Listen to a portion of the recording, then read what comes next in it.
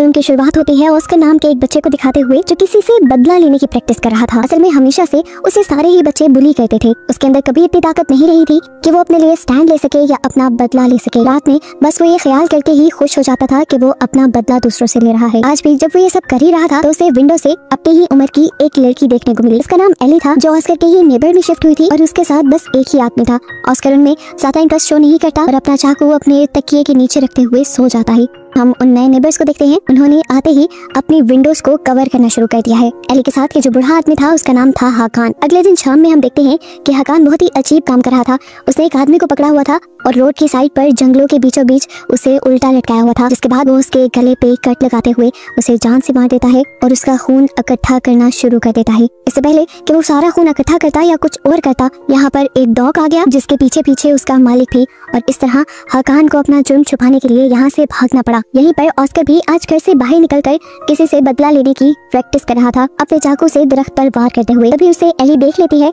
Oscar पीछे मुड़कर उसे देखता है तो बिना ही ऑस्कर के कुछ बोले एली कह देती है कि मैं तुम्हारी दोस्त नहीं बन सकती। ऑस्कर को अजीब लगा कि अभी तो मैंने कोई बात भी नहीं की थी। ऑस्कर ने फिलहाल ये नोट किया था कि इस लड़की ने बहुत थोड़े कपड़े पहने हुए थे, हालांकि अभी बर्फबारी हो रही थी। एली अब अपने घर चली जाती है और घर जाते ही वो हाकान को डांटती है क्योंकि हाकान खून नहीं लेकर आया था। अगले दिन हम देखते हैं कि पूरे टाउन में उस लड़के की मर्डर की खबर फैल गई थी जिसे हाकान ने मारा था। ऑस्कर की मॉम भी बहुत ज्यादा डरी हुई थी।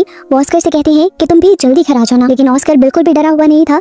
उसे तो ऐसे मर्डर केसेस बहुत पसंद थे। वो तो न्यूज़पेपर में आए सारे मर्डर केसेस की कटिंग भी अपनी डायरी में लगाता था। तो ऑस्कर अपनी मॉम से छुपकर दोबारा घर से बाहर आकर बैठ गया था। उसे देखते हुए एली भी अपने घर से उसके पास आ जाती है। यहाँ पर ऑस्कर रूबिक्स क्यूब सॉल्व कर रहा था तो एली भी उससे ये सीखने लग जाती है। पास बैठे हुए ऑस्कर उससे पूछता है तुम्हारे अंदर से काफी स्मेल आ रही है, क्या तुम्हें ठंड नहीं लगती? तुमने कपड़े भी बहुत कम पहने हैं।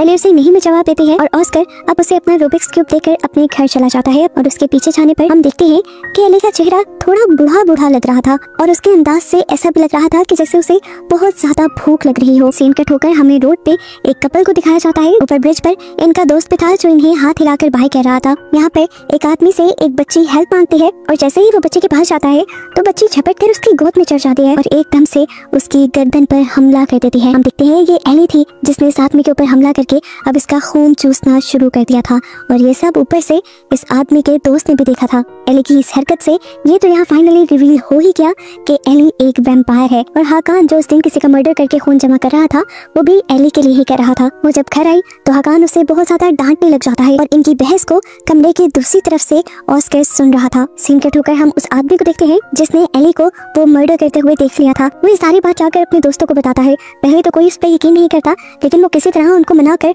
मर्डर साइट पे ले आता है। लेकिन यहाँ पर उन्हें खून के अलावा कुछ नहीं मिला क्योंकि हाकान ने उस लाश को नदी में फेंक दिया था एली को बचाने के लिए। सुबह हो जाती है, ऑस्कर स्कूल जाने लगता है और वो एली की खिड़की की तरफ देखता है। उसे एली के साथ एक किस्म की अटैचमेंट हो गई थी, लेकिन इस टाइम उसे एली बाहर नहीं दिखती। रात में जब वो वापस आता है तो देखता है कि उससे पहले ही एली उसका इंतजार कर रही थी। एक दूसरे के नाम एक दूसरे को बताते हैं और अपनी अपनी एज बताते हैं। एली को अपनी एज बताते हुए सोचना पड़ा क्योंकि वो काफी सालों से इस दुनिया में रह रही थी, लेकिन फिलहाल अपने जिस्म के मुताबिक उसने अपनी एज 12 साल बताई। स्कूल में ऑस्कर मोर्स कोड के नोट्स बनाता है ताकि इसके जरिए एली और ऑस्कर अपने अपने घर में रहकर भी एक दूसरे से बात कर पाए क्योंकि उनके कमरों की दीवारें जुड़ी हुई हैं। रात में जब वो घर आ रहा था तो उसके स्कूल के बुली लड़के उसे रोक लेते हैं और बुली करने लग जाते हैं। एक लड़के ने तो प्लेट से उसके मुंह पे कट पे लगा दिया, लेकिन उसने कोई रिएक्शन नहीं दिया जिससे वो लड़के ही डर गए।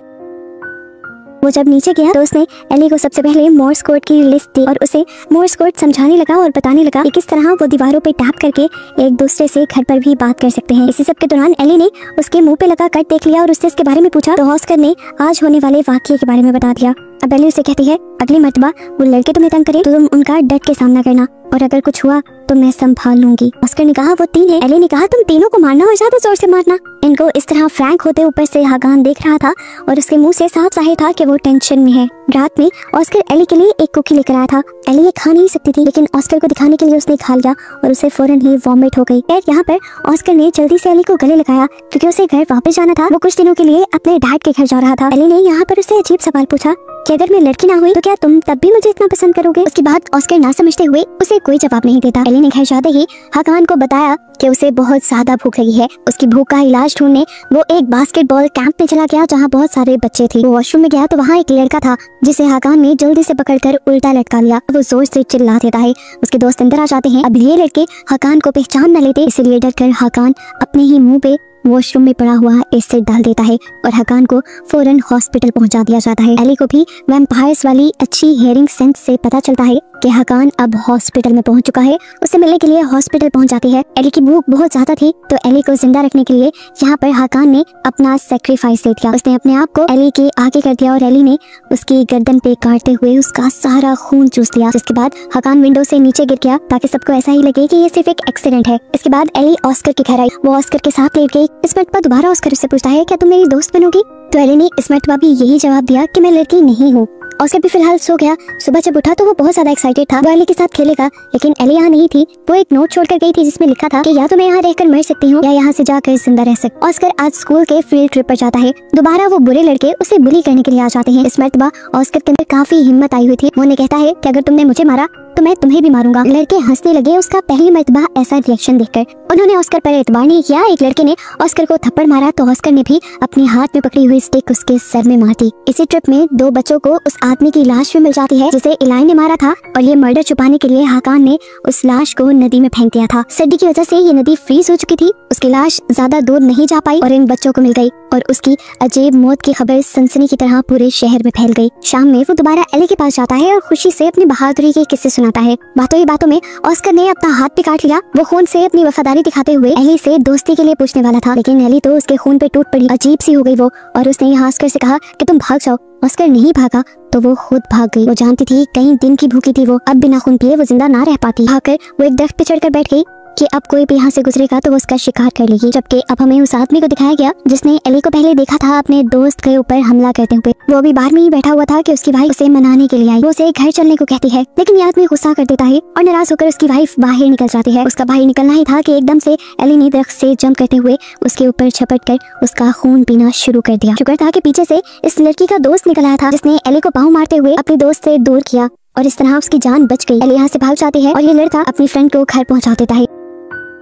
सुबह होने पर उसने जैसे ही विंडो खोली तो धूप उसकी बॉडी को दर्द देने लगी। यहाँ हम देखते हैं कि ऑस्कर कभी एली के बगैर दिल नहीं लग रहा था। अपने डैड के घर होने की वजह से वो हर रात उससे मिल नहीं पा रहा था, इसलिए वो भागकर अपने मॉम के घर आ गया। अब वो लड़की जिसपे एली ने हमला किया था, वर्जीनिया, हम देखते हैं कि वो भी वैम्पायर बन चुकी है क्योंकि उसे भी खून की भूख लग रही है और वो अपनी इस क्रेविंग को समझ भी नहीं पा रही थी। वो अपनी नेबर के घर गई तो वहाँ बहुत सारी कैट्स थी जिन्होंने एक वैम्पायर को सेंस करते ही उसके ऊपर हमला कर दिया। उनसे बचते हुए गिरते पड़ते किसी तरह वर्जीनिया हॉस्पिटल पहुंच जाती है।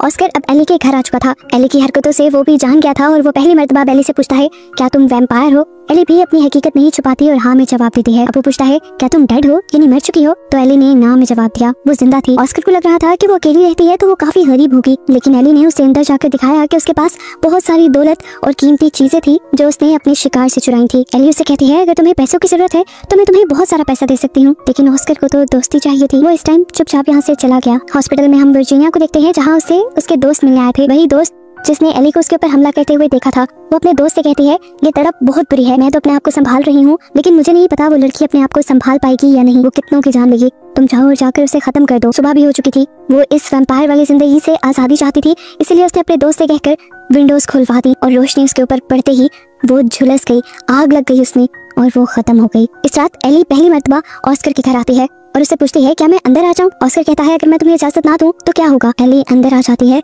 और हम देखते हैं कि उसकी नाक, कान, आंख, हर जगह से खून निकलने लगा था। वो मरने के करीब थी तो ऑस्कर ने फौरन उसे इजाजत दे दी, हाँ आ जाओ अंदर, और इस तरह उसकी जान बची। इस टाइम इन दोनों की बातें हम देख पाते हैं और यहाँ पर पहली मर्तबा एली ऑस्कर को अपना असली बुढ़ा रूप दिखाती है। इतनी देर में ऑस्कर की मॉम भी अब ऑस्कर के कमरे में आने वाली थी। एली को छुपाने के लिए उसने विंडो के जरिए एली को एली के घर भेज दिया और रात गहरे होने पर वो भी विंडो के जरिए एली के घर चला गया। पूरी रात ये लोग बातें करते हैं और बातें करते करते ही सो जाते हैं। सुबह जब ऑस्कर उठा तो उसे एक नोट मिला कि मैं वॉशरूम में हूँ, मैं तुमसे मिल नहीं सकती, हम रात को दोबारा मिलेंगे। उसने इस लेटर में ये भी लिखा था कि ऑस्कर, मैं तुम्हें पसंद करती हूँ। ये जानकर ऑस्कर काफी खुश हुआ। अगली रात ऑस्कर दोबारा एली के घर आता है और यहीं हम देखते हैं वर्जीनिया का दोस्त भी एली को मारने के लिए यहाँ आ चुका था। अब वो आदमी एली को पूरे घर में ढूंढ रहा था और एकदम से उसे एली वॉशरूम में भी मिल गई। ऑस्कर ने उसे अंदर आता देख लिया था। इससे पहले कि ये आदमी एली को कोई नुकसान पहुंचाता, ऑस्कर उसे चाकू दिखाते हुए रोक देता है।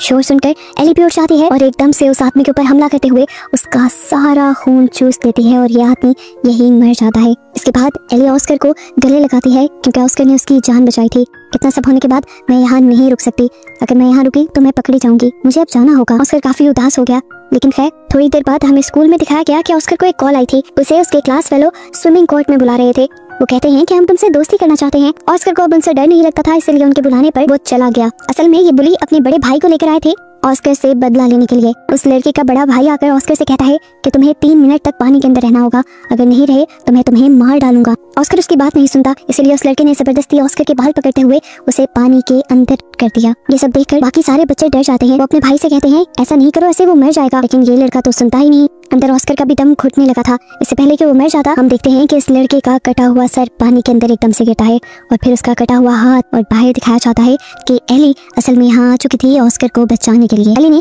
यहाँ पर सबको मार दिया सिवाय एक लड़के के जिसने ऑस्कर के साथ कुछ बुरा नहीं किया था। इसके बाद सीन कट होता है और हमें ऑस्कर को एक ट्रेन में बैठे दिखाया जाता है एक बहुत बड़े बॉक्स के साथ। इस बॉक्स के अंदर असल में एली ही थी जिसे वो कहीं और लेकर जा रहा था। एली बॉक्स में इसलिए थी क्योंकि दिन की रोशनी में वो बाहर नहीं निकल सकती थी। अब वो हमेशा एली के साथ रहने वाला था क्योंकि एली और वो एक दूसरे के बगैर नहीं रह सकते। ये कहानी यहाँ खत्म हो जाती है।